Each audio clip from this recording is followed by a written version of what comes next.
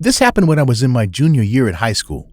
We had a group of projects that we were given 2 weeks to work on. Our teacher let us pick our partners, and I picked my best friend Peter. But we lagged, procrastinating the work for an entire week. When there were only 3 to 4 days left before submission, our rational senses finally kicked in.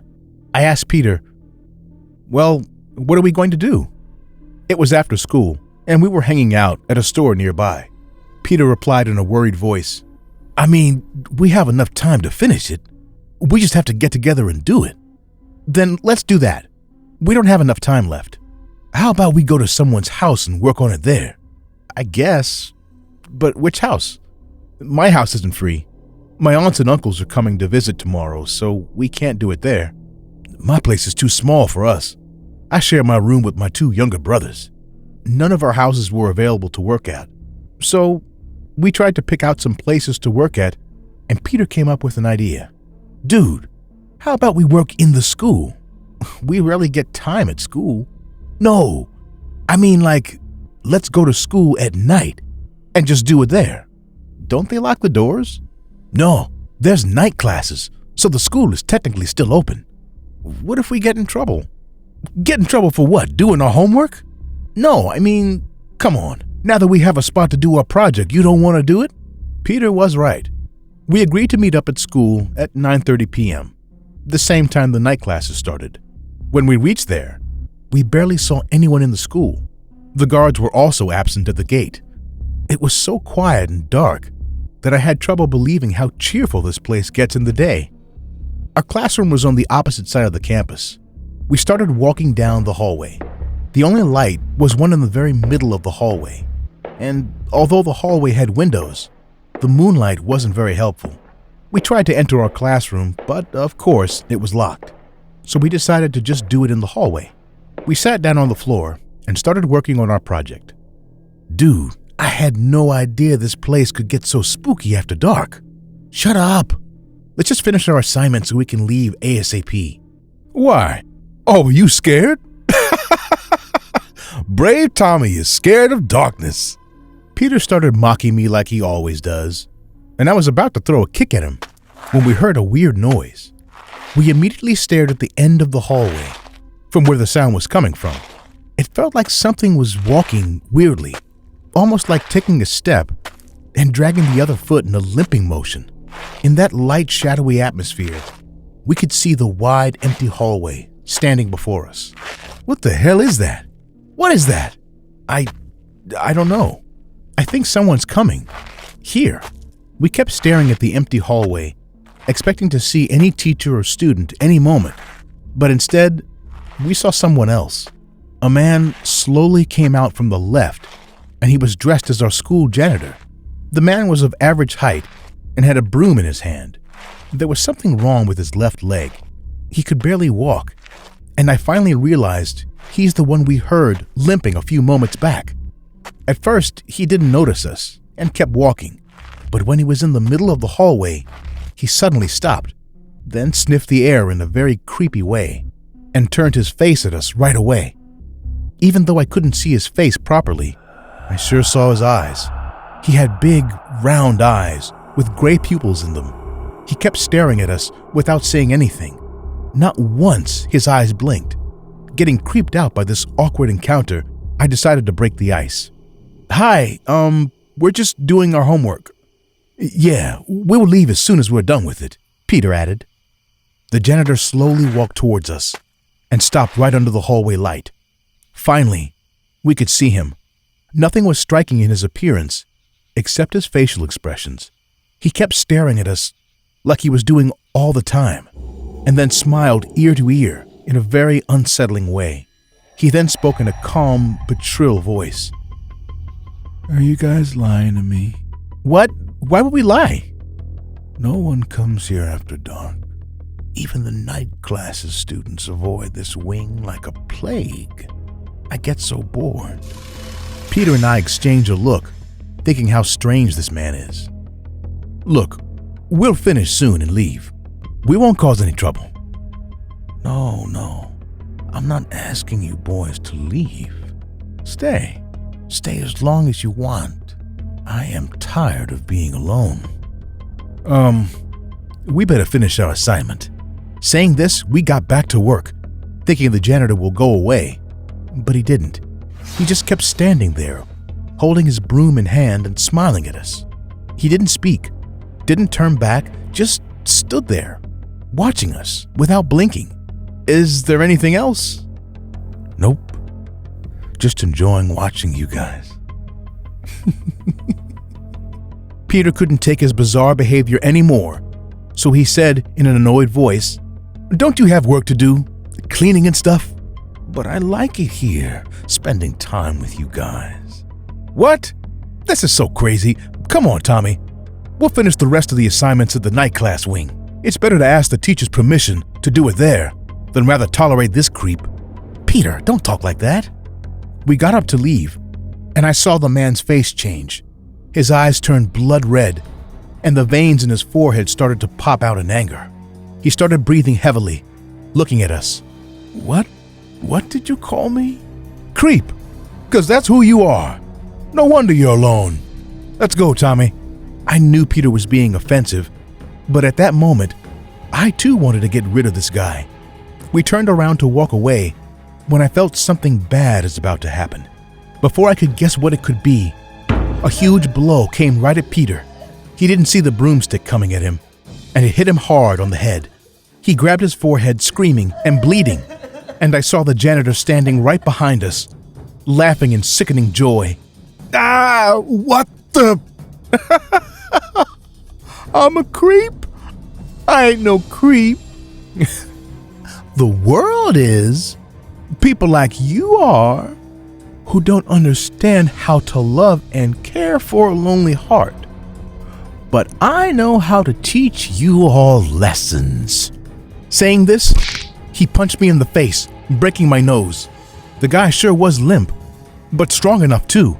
I collapsed to the ground, holding my bleeding nose, and then he grabbed Peter by the hair and started to drag him back to where he had came from. Peter kicked in the air and screamed, but the man's strength was way more than him. I was so jolted away with the pain that it took me a moment to get back on my feet.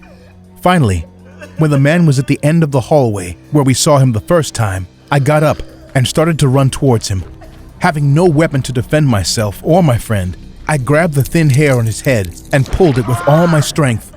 A chunk of his scalp came out, tearing blood from the roots. He let Peter go with this sudden attack and turned at me. He then grabbed my neck and started to choke me. His blood-red eyes hungered for my soul as he put all the pressure on my neck. My face turned pale for not being able to free myself from his grasp, and my vision started to blur. I realized I was going to die if I didn't do something quick. Peter was still on the floor, holding his bleeding head. The man's wide eyes that never blinked started to get wider, enjoying the sight of my death at his hands. I don't know what came into me. I took out the freshly sharpened pencil from my pocket and stabbed it into his eyes. But the man was a psycho. Even though he screamed and bled, but he still wasn't letting me go. So I started churning the pencil even after it was dead stuck in his eyeball. Blood and gushy flesh came out of his eye socket, and he finally let me go. I fell to the ground, trying to catch my breath, when Peter gave me his hand and said, "Tommy, come on, we have to go." We both ran for our lives and went straight to the night class wing. The teachers and students got shocked seeing two boys in such conditions after school hours. They called the cops and the paramedics. Our parents were called too. Moments later, the cops arrested the janitor, who was lying unconscious in the hallway in pain. When he was taken away, he turned his face right at me, and I could still see my pencil stuck into his one eye, which was completely gone forever. He still stared at me with his other wide eye and smiled ear to ear. I just hope he never gets out of prison. Ever. Hey guys, I hope you're enjoying the video. If so, please leave a like. And also, a small percentage of people that watch my videos are actually subscribed. If you want to support this channel and make this channel reach the 1 million mark, please consider subscribing. It's free and you can change your mind later. Enjoy. I love being a teacher, especially for young children. Ever since I was in high school, when I used to help my younger brother with his homework, I knew that's what I would do. Right out of college, I started working as a teacher's aide at a school, which is where I realized I preferred working with young children. They're sweet, funny, willing to soak up knowledge like a sponge.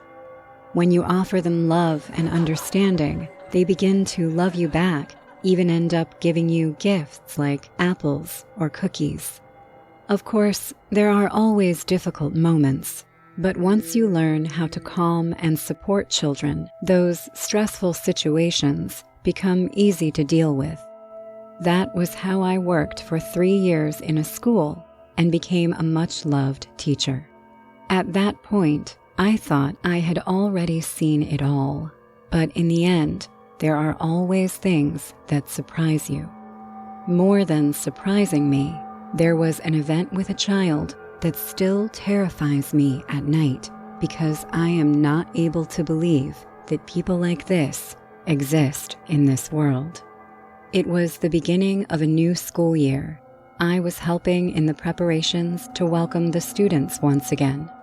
These dates always excited me, as I would have a new group of children in my care, perhaps even new students. Usually, in the case of younger children, the parents used to bring them to their class, give them a kiss on the cheek, accompanied by a few words of encouragement, and then leave. But that day, a little blonde boy walked into my class by himself and sat down, saying absolutely nothing. I didn't think I had seen him at school before, so I figured he was new and walked over. Maybe he hadn't said hello because he was shy. "Hello, my little student. I'm Teacher Daphne. What's your name?" My name is Noah Phillips. "It's a pleasure to be your teacher, Noah. Better let me check the list first to make sure you're in the right class." I am. I know I am. He was right. According to the list of students I had been given, Noah Phillips was part of my class. Still, the way the little boy had spoken seemed strange to me. The security in his words was rare in him, because he looked more like an adult than a child. Maybe he was very smart, or maybe his parents had accompanied him and I hadn't noticed. Whatever the case, I tried to forget the matter. Perhaps it was a one-time thing. But over the next few days, I became more and more convinced that that was not the case. Noah always had his homework done perfectly, without a single mistake. When I asked him something in class, he answered without hesitation. He was very smart, that was clear. He was also well-behaved, too much for a child his age. Even the quietest student sometimes had fun playing pranks, but Noah didn't. He was extremely quiet. It seemed like he only spoke when necessary. I started to think that maybe he was having trouble relating to others, so I planned educational activities to play in class, but he didn't want to. He always stayed in his chair, as far away from the others as possible. Every time another child approached him, I could see him getting tense and irritated. It was the only time his cold gaze changed to one of annoyance. Before reporting the case to the principal, I decided to take a closer look at him for a few weeks. I noticed that the circles under his eyes were getting darker and darker. During breaks, he would sit down to eat alone. His meals, oddly enough, always seemed to be prepared with great care, except on Fridays. That day, he used to bring junk food, as if he himself had decided what to bring to school. His posture, besides, was contracted, with his shoulders hunched, but his gaze alert. At this point, I was very confused. I had never seen a child with such strange patterns. On the one hand, smart and responsible, apparently well looked after by his family, but on the other hand, cold, lonely, and irritable, showing no interest in playing with others. In fact, as strange as it seemed, it was hard for me to continue to believe that he was just a little boy. Already too worried about the new student, without any doubt that something was going on with him, I reported the situation to the principal. He, unfortunately, didn't seem to mind too much, but he still called Noah's parents to have a meeting with me. His mom and dad agreed to come on a Thursday after school. That Thursday morning, Noah was much more irritated than usual. He didn't let the other kids get close to him even a bit. When he started yelling at one, I had to intervene. "Hey, Noah, calm down. They're doing nothing to you. You don't have to be violent. Would you prefer to eat inside the class? Only I will be there with you." Why did you do it? Excuse me? Why did you do it? I've been good. I've done all my homework. It's your fault. I hate you. Leave me alone. Noah glared at me with hate and resentment before walking away. I was shocked. I had never seen those emotions in the eyes of a child. Still, I left him alone. I was convinced I could help him after the meeting with his parents. When the bell rang at the end of classes, I stood near the school entrance. Noah was there too, waiting for his parents as well as me. At a certain point, a tall, blond man with big eyes and dark circles under them approached the new student. Behind him was a short, red-haired woman with a neat appearance. They were definitely his parents. I did not hesitate to approach them, introduce myself, and accompany them to the office. Noah waited outside while I explained the situation to his parents. The man was looking at me strangely, without blinking. I was very uncomfortable, but I concentrated on speaking. Are very strange behaviors in a child, so I was wondering if... That's how he is. It's always been like this. Just leave him alone. Mr. Phillips, I understand that there are introverted children, but Noah is a case that... Leave our boy alone. Insisting was not a good option, considering that the atmosphere had become tense. Without remedy, I accompanied them out of the office. There, the man lifted his son with a push. I watched helplessly as he led him away by the arm. The next day, I turned my attention to Noah. This time, he seemed exhausted for some reason. But what unsettled me most was that when he looked at me, his gaze was as cold and threatening as ice. The boy seemed to have gotten worse, but I didn't know how I could help him. I had chills running down my spine all morning until it was time to go out to eat. Hey! Get away! Get away! Suddenly, screams began to be heard within the class. What's wrong? I just walked past you. One of my students was next to Noah. You are close. Very close. You touched me. Get away. The girl, surprised and confused, did not move from her place. Get away! Get away! In just a second, Noah grabbed a pair of scissors and lunged at the girl. All the students who were present started screaming. I told you! I told you! Get away! The boy began to insert and remove the scissors from the student's torso, who was screaming non-stop. I tried to get closer to separate them as fast as I could, but by the time I got there, the girl's uniform had turned red, as had the floor. Get away! Get away! Ah! Noah! Noah was moving while I was trying to pull him apart when I felt a sharp pain in my arm. I had managed to hold him, but he had stabbed me. Soon, more teachers arrived due to the screaming and called the ambulance. Some, frightened, also contacted the police, which led to a police investigation. I can never forget what was discovered. It was in the news for a long time. They found out that Noah's dad was a murderer. When his wife finally confessed, it was learned that he was forcing her and her son to kill people. From a very young age, Noah had been exposed to death. The boy tried to control himself, but he always felt that pressure of having to kill, so he couldn't stand being around people. If anyone touched him, the boy would lose control, and he would want to kill. My name is Francis, and I am graduating from high school next week. I am one of the few kids who is homeschooled, and I can't complain about anything. My parents are very smart and were able to handle my education smoothly. I didn't have any problems socializing. I have many friends in my neighborhood, and I even went to school until I was 13. I loved going to school, but after what I experienced that Friday, I never wanted to go back, and my parents understood me. I remember that Friday was the last day before vacation. It was quite rainy, but I didn't care. In my head, I was already going to the beach with my parents and my older brother. That day, I had math and literature classes. The literature teacher was grading exams while we were reading.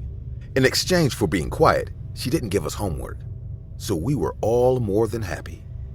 When her hour was over and we came back from recess, we hoped to have some free time and maybe get home early, since the math teacher, Miss Collins, was almost always absent. This teacher was only a substitute, since the math teacher who was in most of the classes had retired this year. The rest of the professors were too busy to fill their schedules with more courses. So, despite missing a lot of classes and getting along badly with the principals, this girl was their only option. We were playing online games with my classmates on our cell phones, and it was already 15 minutes past class time, and we were wondering if we could leave early. But suddenly, the door opened. It was Teacher Collins, and she looked furious. As soon as she walked in, she saw Laura standing by the door. And before she could excuse herself, Collins grabbed her by the hair and spoke in a loud voice. Laura, you were the one who got the highest score on the exam, so I'll let you out early. Go straight to the nurse's office and ask them to check your ear. Why my ear? Laura said, confused and sobbing. Instead of answering her, the teacher took a revolver out of her pocket, held it to her ear from the side, and fired it at the wall. All of us students were paralyzed with fear, wide-eyed and shocked. Laura, stunned and deaf from the gunshot, cried and hyperventilated in terror, while the teacher motioned for her to run to the infirmary. Collins then shut the door and locked us all in the classroom with her. With absolute silence in the classroom, the teacher went to the desk, put her gun down, and spoke. Listen, you fucking brats. I'm having a shitty fucking day today, so I'm not going to repeat myself. If any of you stands up, talks, or uses your cell phone, I'll shoot you in the face. Understood? The kids were silent, scared, without answering her. In response, Teacher Collins fired a shot into the ceiling. Luckily, the classroom upstairs was unoccupied. Did you understand? She repeated, shouting. Before the kids could respond, there was a pounding on the door, and on the other side, a man's voice. Collins, what the hell do you think you're doing? Get out of there and get the kids out right now! The police are coming! I couldn't see behind the door, but that was the principal's voice. He didn't sound scared. He sounded angry. Pay attention. This is what will happen if anyone tries to get smart. Without hesitation, Collins fired 3 shots toward the door where the knocking was coming from. Suddenly, there was a thud against the door, and blood began to flow under the door. The children could not stand the pressure and began to cry inconsolably, but quietly. The teacher, aware that the police were coming, got up from her desk and approached my table, grabbed me by the neck, and said, Hello, Francis. You usually behave well. You better stay still, listen to me, and be a good human shield, because if you misbehave, I'll kill you. No words came out of my mouth. I just took a deep breath and cried, frozen in fear. A few minutes later, the police arrived. Surprised by the corpse at the door, an officer shouted, Miss Collins, you're surrounded. Release the children and come out. You don't give me orders, you fucking pig. I have the children. Listen to me or I start killing them. I have more than 20. Do you want me to start with the first one? As she spoke, she put the gun to my head again. I still remember the cold metal clashing against my hair, and how I felt it could go off at any moment. Lady, this is not going to end well for you. Let the children go and we can talk. I told you to shut up, pig. You want me to kill this little blondie? Stop pushing me. Okay, ma'am. What do you want? That's better. I'm willing to release all the children if you bring Officer Carlos Martinez. It won't be difficult. He's in this police station. I want him unarmed and in his underwear. If he's not here in 20 minutes, I'll start killing these little rats. Ma'am, don't worry. We'll try to contact him, okay? 19 minutes. She said angrily and bent down again, still holding me hostage. 15 minutes passed as if they were seconds.